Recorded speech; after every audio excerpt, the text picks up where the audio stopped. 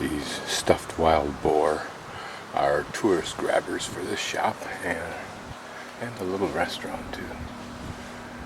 Everybody sells wine, but yet a young fellow was opening up. I was his first customer. A wine shop, a very small wine shop. One wonders. I believe that is the Maltese cross of the Maltese Knights, who created, I think there were 14 buildings like this that housed help for the poor or the wayfarer, the traveler.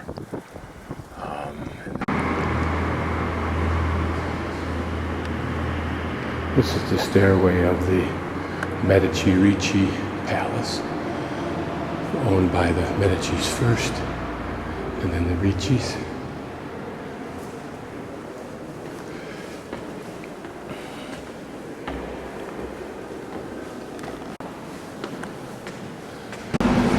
And inside the Palazzo Medici/Ricci, in other words, their palace, and it is a palace. I'm just wandering around here with the camera just to kind of give you a little sense of what's in this courtyard, or in a church might be known as the sorry, can't think of it. Anyway, obviously a tribute to the glory of the Medici family. It's hard to imagine the power, financially as well as raw power, of the Medici family. It's probably best illustrated in the chapel of the princes, which is not in this building, where it is so obvious to even an absolute amateur that the glorification in that building is of the Medici princes, certainly not God or anything associated with God. Up the stairs to the right is the Cappella di Benozzo Gossoli.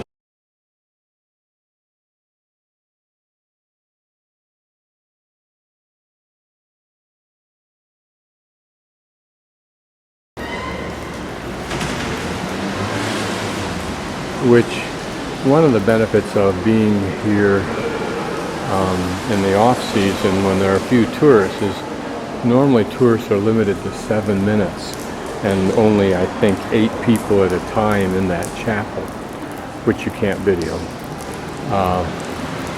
But I was able to spend anywhere from a half hour to 45 minutes looking closely at it. I was particularly interested in the fresco, the Procession of the Magi, because it's in the large book I have on Renaissance art. In addition, in that little studio there is a very clever exhibit of the Procession of the Magi frescoes, in which you point at a certain part of the frame and it enlarges that part of the frame and then gives you an English statement of what it's about. What was most impressive as I sat in that chapel, or stood in that chapel, particularly when I was there by myself with only the guard, was to realize that only through the passage of time I could have been standing directly behind Lorenzo the Magnificent as he knelt and prayed in front of his chapel, in his chapel, in front of that painting of the Madonna, again by Filippo Lippi. And there, just to finish it off, again are the 6 balls indicating pills of the Medici family. This looks like some incredible baptismal font in which there are 2 either serpents or mermaid type things, but I don't think it has a human element. Here's the face of one, and you can see the serpent-like body, and then as we dip in, there's the tail of the other. Hard to understate the quality, the workmanship, the effort required to carve this bowl, if you will, out of a solid piece of whatever kind of marble that is, assuming it's marble. I don't know what this statue is. My guess is it's an idealized, iconic summary of the Medici image.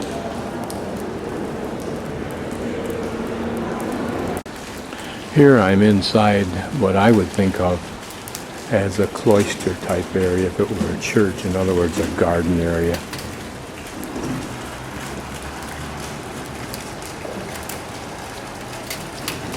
Certainly this would have had the feeling of intimacy when it was solely used by the family.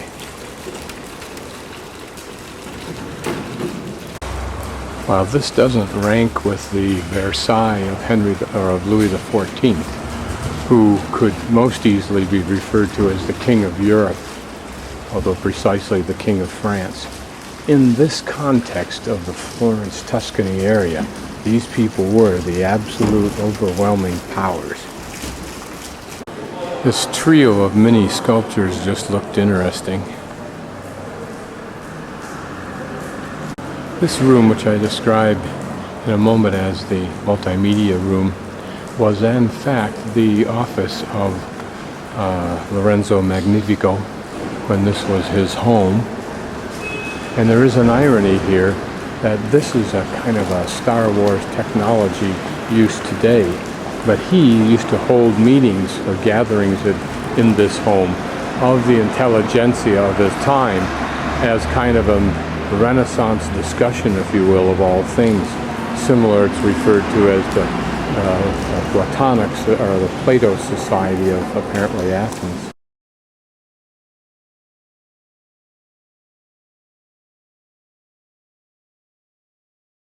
Little park at a major intersection with a Roman arch with what looks to be much of the original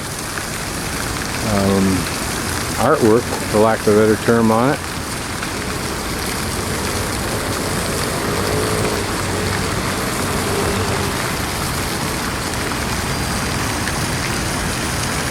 Pretty fountains with a statue in the center.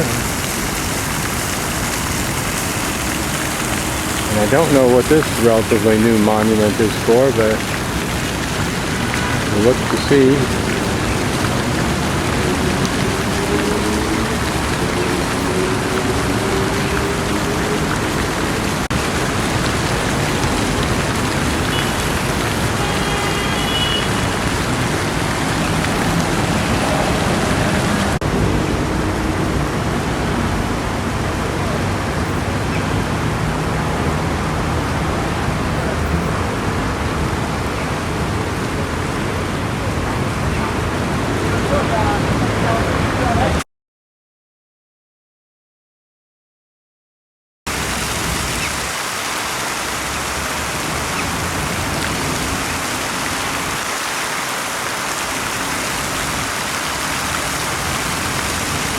Imagine having one of these in your front yard.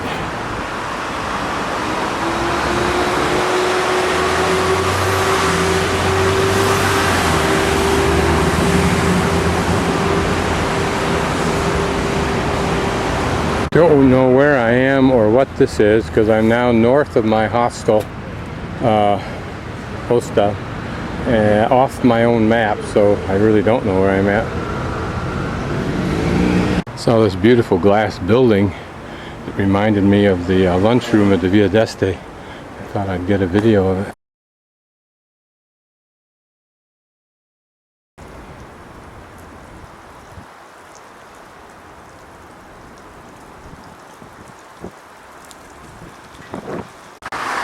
This is a pretty and old looking palazzo or wealthy person's home. Notice a nice balcony up on top, two of them actually. And here's some kind of coat of arms perhaps. Now if you want to get unlost, you go to a high spot and look for the Duomo. And there it is, straight ahead of us.